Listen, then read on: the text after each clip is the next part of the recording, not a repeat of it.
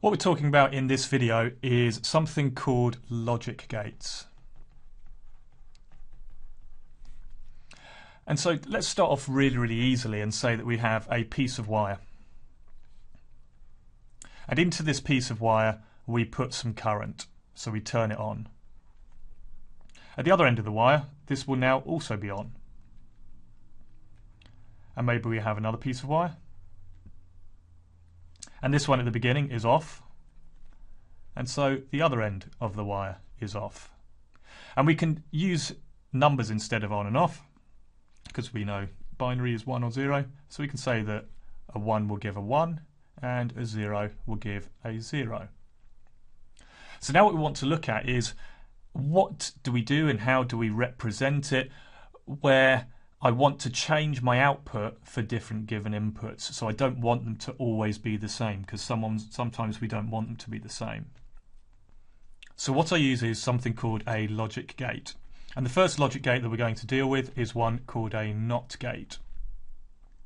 So the symbol for a NOT gate is a triangle followed by a small circle. So this is a NOT gate, and I can place it into a circuit. So if I put current into this circuit, I do not get current out. If I don't put any current into this circuit, then I do get a current out. And we can do a truth table for a NOT gate. And so the truth table, I will have one input and I will have one output. And I'll put a 1 in and I'll get a 0 out. And if I put a 0 in, I get a 1 out. So a fairly simple gate there. The next one which we have is called an AND gate. And the symbol for an AND gate is we have a line and then we connect it onto a semicircle like this and place it into our circuit. But this one takes 2 inputs, not 1, so it looks more like this. And I'm going to call them input A and input B, and there's going to be an output from my AND gate.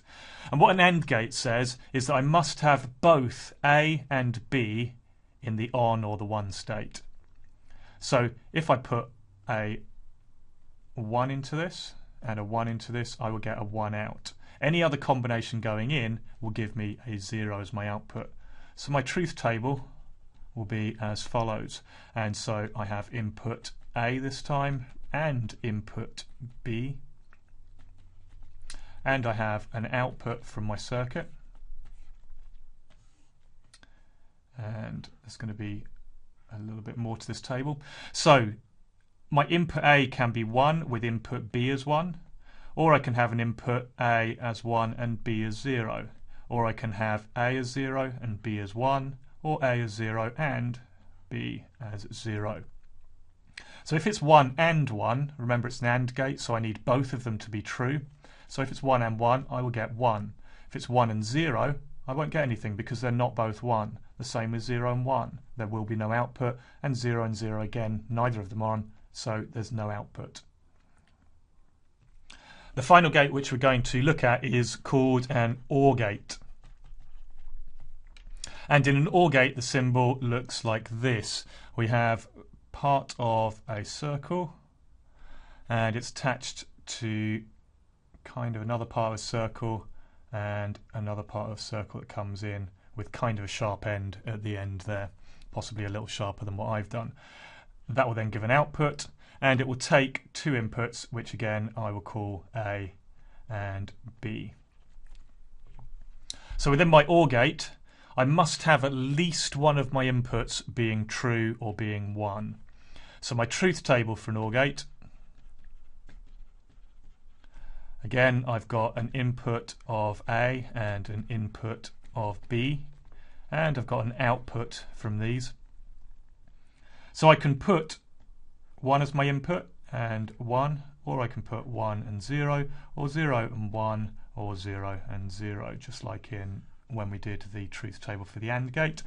And so here, if it's 1 and 1, well, at least one of my inputs must be a 1, so I'm going to get an output of 1 there.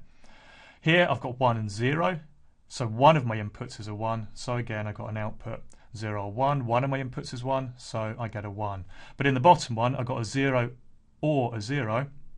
Neither of these are 1s, so I get a 0.